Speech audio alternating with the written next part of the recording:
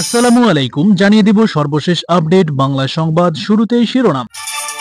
শুরুতেই জানিয়ে দেব গুরুত্বপূর্ণ একটি ভয়ঙ্কর সংবাদ। বাংলাদেশে শুরু হলো নতুন খেলা। সেনা অভ্যুত্থানের জল্পনা চলছে, আর এরই মধ্যে কঠিন চাপে পড়ছে ডক্টর ইউনূসের সরকার। এদিকে সংস্কারের নামে জনগণকে বিভ্রান্ত না করে দ্রুত নির্বাচনের দাবি জানালো রুহুল কবির রিজভী। আরো জানিয়ে দিব আচমকাই ডক্টর ইউনূসের কাছে হাজির হলো বাংলাদেশের সেনাপ্রধান ওয়াকারুজ্জামান। কি বার্তা নিয়ে এলো থাকছে বিস্তারিত প্রতিবেদনে। ডক্টর ইউনূস এখন কি করবেন? তার সামনে কোনো বিকল্প পদ্ধতি নেই। হয় পদত্যাগ করবেন, নতুবা পরিস্থিতি মানিয়ে নেবেন। থাকছে বিস্তারিত প্রতিবেদনে।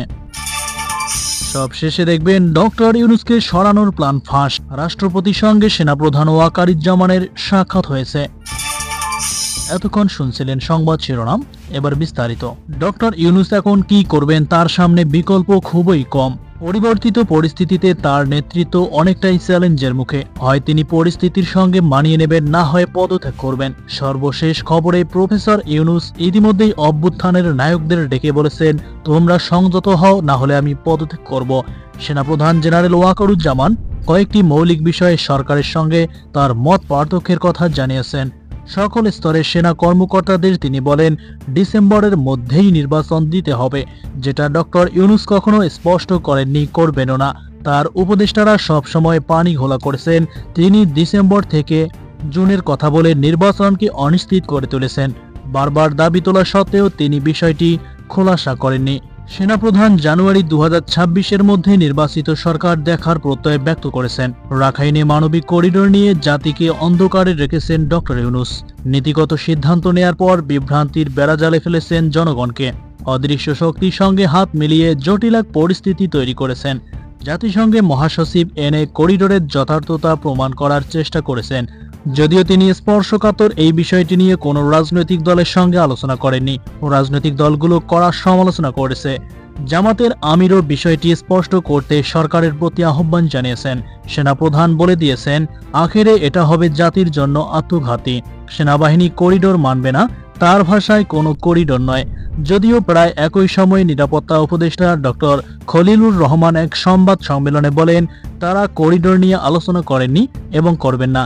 এদিকে সেনাপ্রধান বলেছেন, এখন থেকে এগুলো সহ্য করা হবে না। চট্টগ্রাম বন্দর নিয়েও তার খোলামেলা কথা। এ ব্যাপারে সিদ্ধান্ত নেয়ার মালিক জনগণ এবং নির্বাচিত সরকার। আর নিয়ে প্রফেসর ডক্টর ইউনূস এবং সেনাপ্রধানের মধ্যে ব্যাপক ঝগড়া হয়েছে।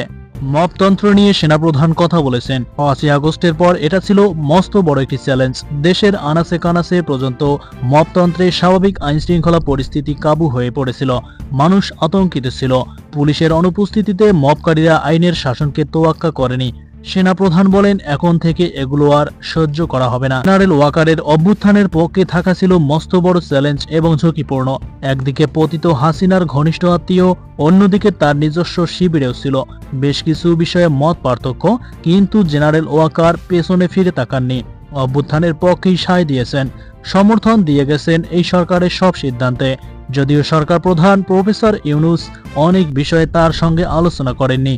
এই পরিস্থিতিতে কোন দিকে মোড় নেবে বাংলাদেশের রাজনীতি? প্রফেসর ইউনূসই বা কি সিদ্ধান্ত নেবেন? বলা বলি হচ্ছে, হয় তিনি সবকিছু মেনে নিয়ে দায়িত্বে থাকবেন, নতুবা ছেড়ে দিয়ে তার আগের জীবনে ফিরে যাবেন। অতীত ইতিহাস বলে তিনি হঠাৎ করেই কেবল বদল করতে পারেন। এর আগেও তিনি এক দফা দল গঠন করে আর নিজেই দলেই বিলুপ্তি ঘোষণা দিয়ে রাজনীতির দৃশ্যপট থেকে বিদায় নিয়েছিলেন। তিনি যদি নির্বাচনের দিকে না হাঁটেন তাহলে সমূহ বিপদ, কারণ বল এখন আর তার হাতে নেই। জেনারেল ওয়াকার জনগণের কাছে ঠেলে দিয়েছেন। তিনি গোড়া থেকেই বলে আসছিলেন 18 মাসের মধ্যে নির্বাচন হতে হবে, কিন্তু প্রফেসর ইউনূসের ক্ষমতালোভী কিছু উপদেষ্টা এ নিয়ে নোংরা খেলা খেলছেন। তাদের একমাত্র পুঁজি ছিল ছাত্র কিংবা নবগঠিত এনসিপি, একটি উগ্রবাদী গোষ্ঠীও সমর্থন দিয়ে যাচ্ছিল। প্রফেসর ইউনূসের উপদেষ্টাদের কেউ কেউ এমন মত দিচ্ছিলেন, আওয়ামী লীগ গেছে, বিএনপিও যাবে, এটা সম্ভব। অনেকটাই আকাশ কুসুম কল্পনা। কেন এই পরিস্থিতি তৈরি হলো? অর্থনীতির সংকটে বিনিয়োগ নেই, মানুষ তার ভবিষ্যৎ নিয়ে চিন্তিত। পুঁজি ভেঙে খাচ্ছে মানুষ, সংসারে হিসাব মেলাতে পারছে না, আইন শৃঙ্খলা ভেঙে পড়েছে। এত সবের মধ্যেও মানুষ পরিবর্তনের পক্ষে অবস্থান নিয়েছিল। যত সমালোচনাই হোক, প্রফেসর মোহাম্মদ ইউনূস, জেনারেল ওয়াকার এই সময় যার যার অবস্থান থেকে দেশের পরিস্থিতি নিয়ন্ত্রণে রাখার জন্য এক ঐতিহাসিক ভূমিকা রেখেছেন। এনসিপি দাবি তুলেছে অন্তত ৩ জন উপদেষ্টাকে এখনই পদত্যাগ করতে হবে। এর মধ্যে ডক্টর সালেহ উদ্দিন এবং ওয়াহিদ উদ্দিন মাহমুদ ও ডক্টর আসিফ নজরুল। তাদের ভাষায় এরা সবাই বিএনপি আওয়ামী লীগের সমর্থক, অথচ অভ্যুত্থানে আসিফ নজরুল ছিলেন সামনের কাতারের এক কৌশল যোদ্ধা। বিএনপি বলেছে সরকারের ভেতরে এনসিপির যে 2 জন উপদেষ্টা রয়েছেন তাদেরকেও পদত্যাগ করতে হবে। আসিফ মাহমুদ, সজীব ভুঁইয়া ও মাহফুজ আলমকে নিরপেক্ষতার স্বার্থে পদত্যাগ করতে হবে। আরও 3 জন উপদেষ্টা রয়েছেন, তারা এখন মুখ লুকাচ্ছেন। এর মধ্যে একজন আছেন পারিবারিকভাবে বিএনপির সমর্থক, হালে তিনি রং বদলিয়েছেন।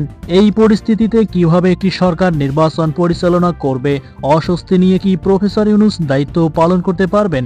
রাজনীতির পণ্ডিতরা বলেছেন বুড়িগঙ্গায় অনেক পানি গড়িয়ে গেছে, ইউনূসকেই এখন সিদ্ধান্ত নিতে হবে তাকে যারা মসনদে বসিয়েছিলেন তারা কি করবেন।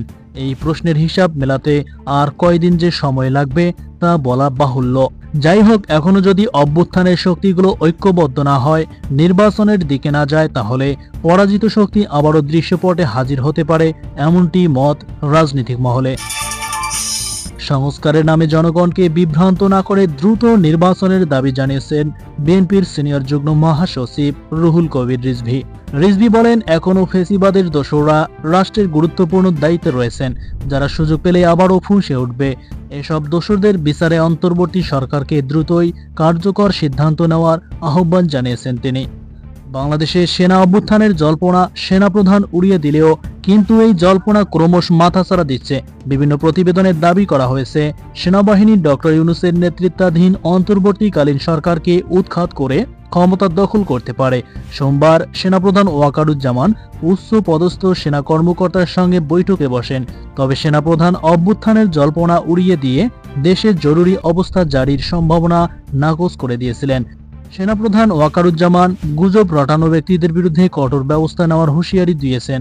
তিনি সেনা সদস্যদের দেশ সেবায় প্রতি নিষ্ঠা এবং আনুগত্যের প্রশংসা করেছেন এবং সবাইকে ধৈর্য ধরার আহ্বান জানিয়েছেন। সোমবার ঢাকা সেনানিবাসে অফিসারদের উদ্দেশ্যে দেওয়া ভাষণে এমন কথা বলেন তিনি। সেনাপ্রধানের এমন বক্তব্য এমন এক সময় এসেছে যখন বাংলাদেশে ফের অভ্যুত্থানের জল্পনা ছড়িয়েছে।